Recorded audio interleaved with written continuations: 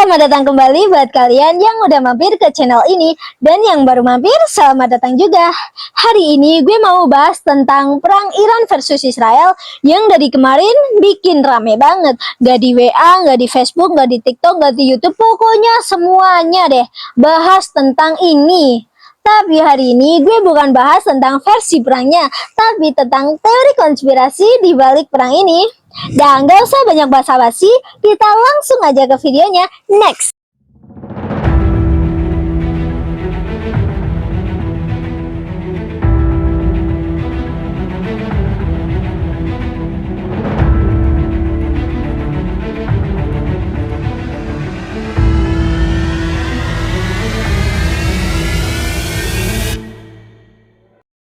Dunia kembali memanas. Iran dan Israel, dua kekuatan yang tak pernah akur, kini berada di abang perang terbuka. Tapi benarkah ini cuma soal politik dan militer? Atau ada konspirasi besar yang tak diketahui banyak orang? Konflik Iran-Israel ini bukanlah hal baru. Akar permasalahannya bisa ditelusuri sejak tahun 1979, tepatnya pada masa revolusi Islam di Iran. Jadi sebelum tahun 1979, Iran adalah negara sekuler yang memiliki hubungan baik dengan Israel. Tapi setelah Ayatullah Khomeini memimpin revolusi, Iran pun berubah menjadi negara Islam teokrasi Syiah. Sementara Israel yang mewakili negara Zionis dan sekutu Amerika Serikat tentu saja dianggap menjadi musuh utama. Sejak saat itu, Iran pun menyebut Israel sebagai rezim Zionis palsu dan bersumpah akan menghancurkannya. Tapi lebih dari itu, ini adalah konflik dua identitas peradaban. Kenapa bisa disebut seperti itu? Tentu saja karena Iran dulunya adalah bangsa Persia, pewaris kekaisaran kuno yang memiliki pengaruh besar di masa lalu. Sementara Israel adalah negara Yahudi modern yang berdiri atas klaim sejarah Bani Israel di tanah Palestina. Dulunya Iran dan Israel jarang bertempur langsung, tapi mereka saling serang lewat proksi, di mana Iran mendukung Hizbullah di Lebanon, Houthi di Yaman, dan milisi Syiah di Irak dan Suriah. Sementara Israel menyerang markas Hizbullah dan militer Iran di Suriah secara rutin, guys. Ini kayak kesannya dua negara ini lagi main catur, guys, tapi pakai tentara orang lain gitu. Selain itu juga, Israel ini selalu menuduh Iran sedang mengembangkan senjata nuklir. Tapi Iran mengklaim itu hanya untuk energi sipil. Sejak tahun 2000-an, ketegangan dua negara ini meningkat karena program nuklir Iran, di mana Israel tak ingin Iran punya senjata nuklir. Tapi ada yang curiga Israel ini hanya beralasan dengan niat ingin menghancurkan Iran lebih dulu. Kira-kira apa jadinya ya guys jika Iran benar-benar memiliki bom nuklir? Kayaknya udah habis tuh guys Israel. Tapi takutnya guys kalau sampai Iran benar-benar jatuhin tuh bom nuklir ya ke Israel, kayaknya bakal beneran terjadi deh guys perang ketiga. Ya enggak? Apalagi kemarin kan dengar di berita kalau Presiden Putin itu nyuruh Iran buat tahan emosi, gak jatuhin bom nuklir ke Israel. Takutnya nanti soalnya pasti bakal perang ketiga sih. Jangan dulu lah, gue belum rapi aja udah perang aja mah. Next. Banyak analis percaya perang Iran-Israel ini hanyalah bagian dari permainan besar. Ada yang bilang Amerika Serikat ini ingin mengguncangkan kawasan Timur Tengah agar terus melemah. Dan Iran digambarkan sebagai musuh agar intervensi militer terus dibenarkan. Israel digambarkan sebagai mata dan tangan negara barat di kawasan. Jadi kesannya Amerika Serikat ini ingin menguasai Timur Tengah guys. Ya iyalah, secara Timur Tengah penghasil minyak terbesar. Dan di sini guys, awal 2024 ketegangan dua negara ini meningkat, di mana Iran menyerang konsulat Israel dan Israel balas menghantam pangkalan militer Iran.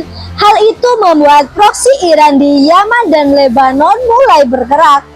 Kira-kira apa bener guys perang ketiga ini bakal kejadian guys? Tapi tunggu dulu guys. Di sini gue mau ngebahas Kira-kira siapa sih yang bakal diuntungkan kalau Iran dan Israel ini benar-benar berperang? Dan jika sesuai kalau perang ini dirancang, guys, kira-kira siapa sih yang memainkan di balik layar, guys? Siapa kira-kira ya? Apakah ini konflik ideologi atau hanya bagian dari proyek global yang jauh lebih gelap, guys? Oke, selesai. Kali ini kita bakal masuk ke teori yang lebih gelap, guys. Sudah siap? Siapkan makanan, cemilan, minuman ya buat menikmati hari kalian kali ini biar kalian gak bosen. Oke, next.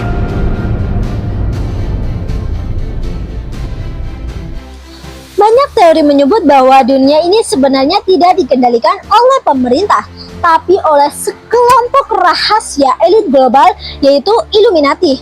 Jadi Illuminati ini dikenal sebagai kelompok bayangan, organisasi bayangan yang katanya mengontrol bank dunia, media, dan politik. Jadi tujuan utama mereka adalah menciptakan New World Order atau dalam bahasa Indonesia dikenal sebagai tatanan dunia baru. Dan untuk mewujudkan itu semua mereka butuh perang, kekacauan, dan krisis global, guys, agar rakyat dunia setuju dengan sistem global baru. Dan perang Iran versus Israel ini adalah bagian dari naskah besar itu, guys.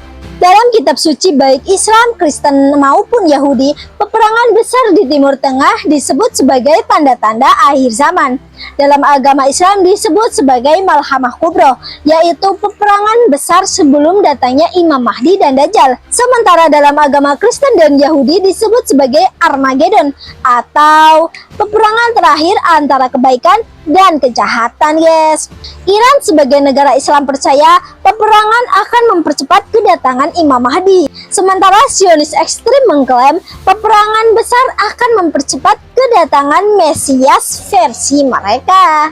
Jadi, apakah perang ini dimulai karena memang masalah politik atau mereka ini ingin mempercepat nubuat langit? Di saat dunia sibuk memantau Iran dan Israel saling perang, ada teori menyebut bahwa semua ini adalah pengalihan.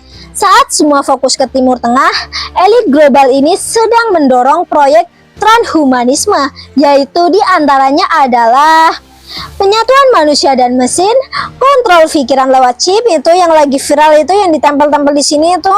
Tapi ya nggak tahu, kayaknya itu sih kalau nggak salah.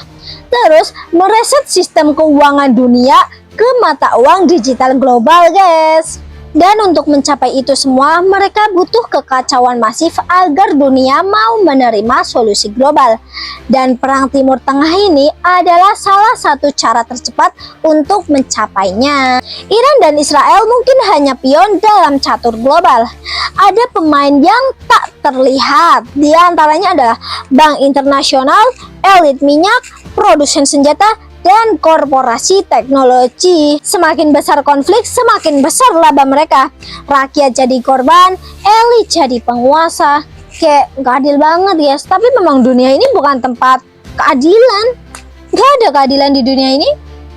Udah tenang aja, kita udah bersyukur. Ya ada keadilan, tapi ya segelintir lah. Itu kan. Apa kita sedang menyaksikan wayang raksasa tanpa sadar siapa dalangnya? Jadi, apakah Iran dan Israel ini benar-benar berperang karena faktor agama dan politik? Atau mereka dipaksa berperang oleh tangan-tangan tak terlihat yang menguasai dunia di balik layar? Dan jika benar-benar ini adalah agenda akhir zaman, guys, sudahkah kita siap untuk menghadapinya? Kalau aku jujur sih, belum, ya Allah. Dosaku masih akeh. Dosaku masih banyak. Dosaku masih jangan dulu lah.